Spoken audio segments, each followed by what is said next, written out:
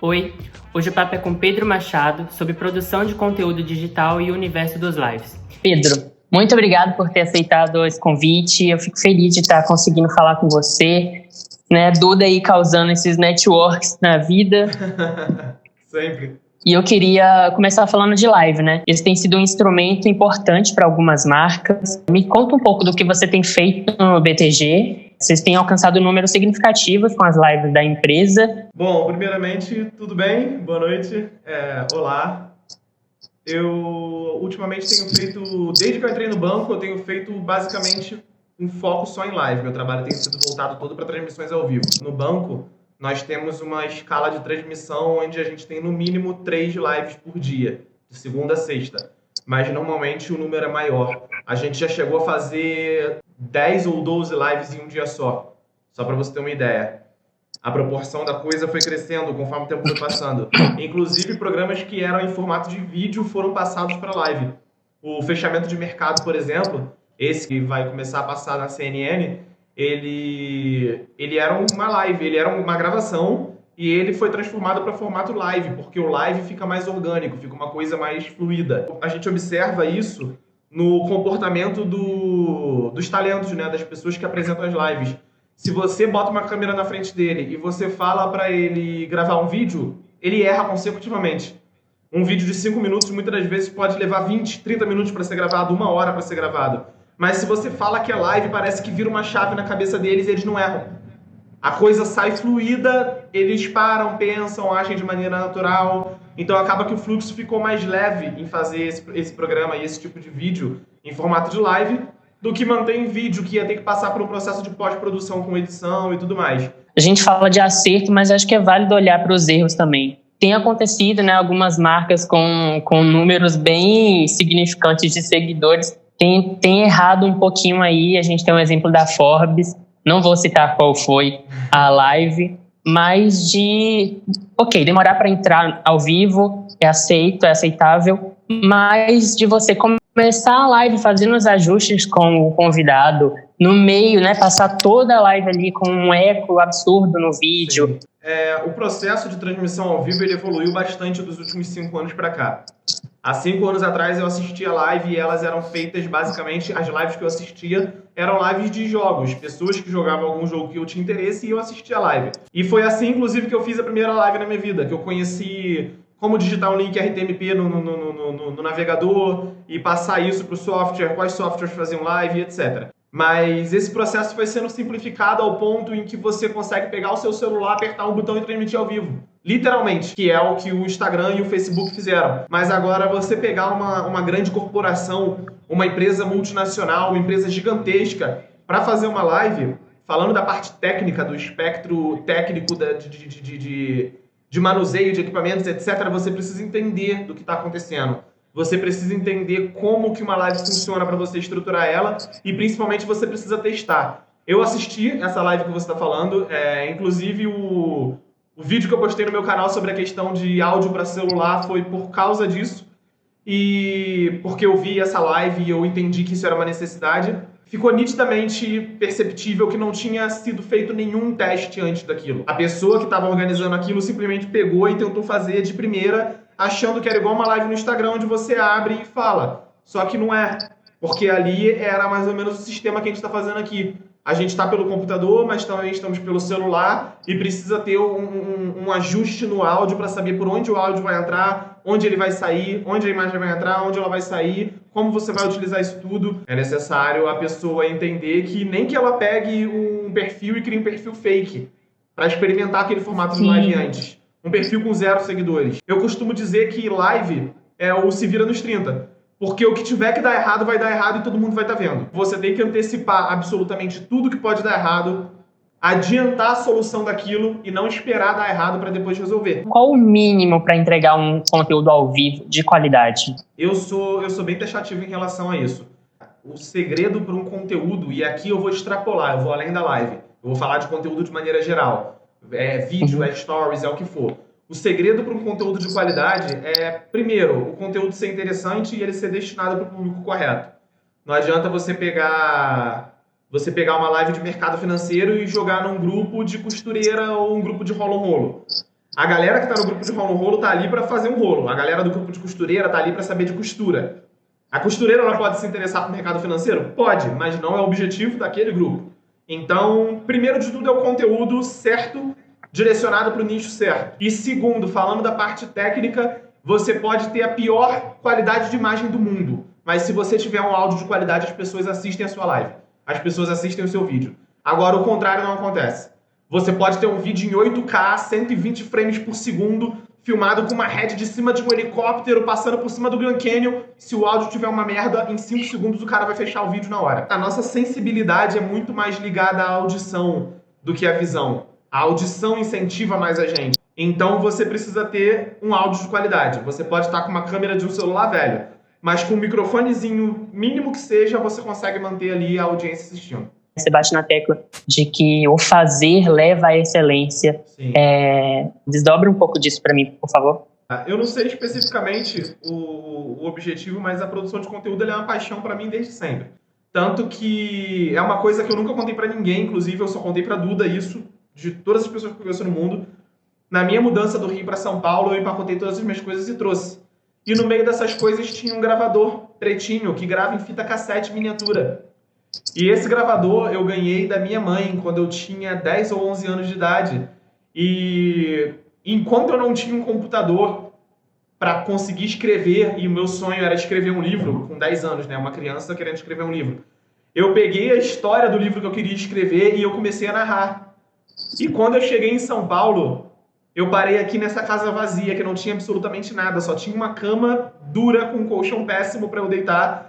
E quando eu apertei aquele gravador que eu ouvi a minha voz com 10 anos de idade, eu me emocionei e deu aquele estalo. Eu não tô aqui por causa do vídeo, eu não tô aqui por causa do áudio, eu tô aqui para contar história.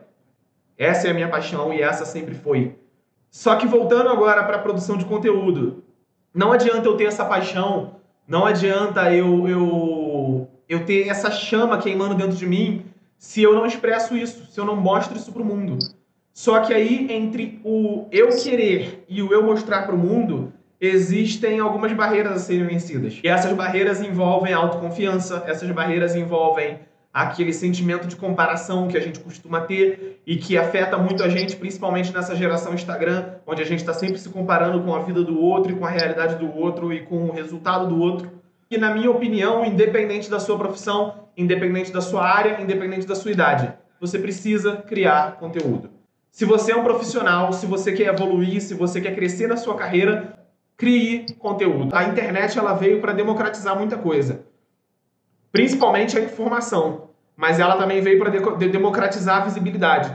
Antes, para você ter visibilidade, você precisava estar em um teatro famoso na Zona Sul do Rio, você precisava estar nas rodas de intelectuais das faculdades particulares e públicas do país, você precisava estar numa novela das 9. Hoje em dia, as pessoas têm muito mais visibilidade na internet do que um ator da novela das 9. Tem gente... Ou então você tem uma visibilidade grande e depois vai para a novela das 9. Você vai para a novela das 9 e ganha uma visibilidade maior ainda. Se você parar para pesquisar, não existe nada hoje em dia que seja completamente novo. Tudo que é criado é baseado em algo que já existe. Ninguém inventa a roda de novo. Então, as pessoas elas lutam muito com isso. E por lutar com isso, esse é um dos fatores que impedem a galera de produzir conteúdo. Quando você executa uma obra, seja ela uma obra de arte, um quadro, ou seja um vídeo para o seu canal do YouTube, você não está colocando ali algo completamente novo. Você está expressando todas as diferenças que você coletou ao longo da sua vida. Se você pega uma criança, a criança aprende através da repetição. Um neném que fala papá a primeira vez, ele não fala papá porque ele sabe que ele está se referindo ao pai. É porque o pai está o tempo todo, fala papai, e ele está vendo o jeito que a boca se mexe e ele vai tentando imitar. O nosso ser primitivo vem do imitar. A nossa evolução, a nossa construção como ser humano, como personagem e como sociedade, como cidadão, o nosso conceito de ética, ele vem da imitação. A gente replica aquilo que a gente foi ensinado. Ninguém nasce sabendo montar um cenário lindo. Ninguém nasce sabendo fazer um vídeo perfeito. Junta uma referência de um artista de pintura, uma referência de um artista de audiovisual, uma referência de um artista de música, e quando você vê, você junta aquilo tudo e no meio dessa mistura sai o seu conteúdo.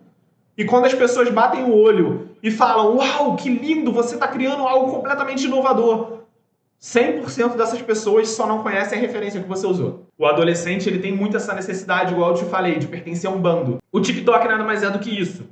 O TikTok é um movimento novo que surgiu, é uma rede social que surgiu e que os jovens estão utilizando para falar na linguagem deles, para falar da cultura deles e para falar de coisas que eles gostam em 2020. Esse aplicativo, ele está trazendo uma mudança tão grande que jovens de 15, 16, até mesmo eu já vi adolescente de 12 anos que está indo para o TikTok, ele está tendo interesse em saber de coisas que pessoas normalmente na minha geração foram saber com 20 anos, que é, por exemplo, como mexer no After Effects, como editar um vídeo, como colorir um vídeo, como inserir um objeto em 3D, como fazer um efeito visual. Só que para pensar em como isso vai se refletir no mercado de trabalho daqui a um tempo. O cara da minha idade, de 28, 29 anos, que sabe After, que sabe Premiere e que edita vídeo e que faz tudo isso e que teve que estudar anos para fazer isso, ele pode, de repente, ser substituído por um adolescente de 14 anos facilmente, que está fazendo tudo que ele faz e, se duvidar, mais rápido. Porque eu fui aprender tudo isso quando eu já estava na faculdade, quando eu já estava trabalhando, e eu tive que dividir meu tempo entre trabalhar, estudar para a faculdade e estudar para a minha profissão. O adolescente de 12 anos, ele vai para a escola de manhã, ele tem o restante do dia em casa para ficar 20 horas no computador treinando aquilo, e aquilo para ele é diversão. O adolescente de hoje em dia, ele tá tão funcional, ele tá tão formado profissionalmente quanto um adulto, quanto um designer que sai de uma faculdade. As pessoas hoje em dia saem da faculdade analfabetas funcional. Eu estudei com gente de design na minha faculdade que saía da faculdade sem saber usar um software tipo Photoshop. Que dirá editar vídeo, nem pensar.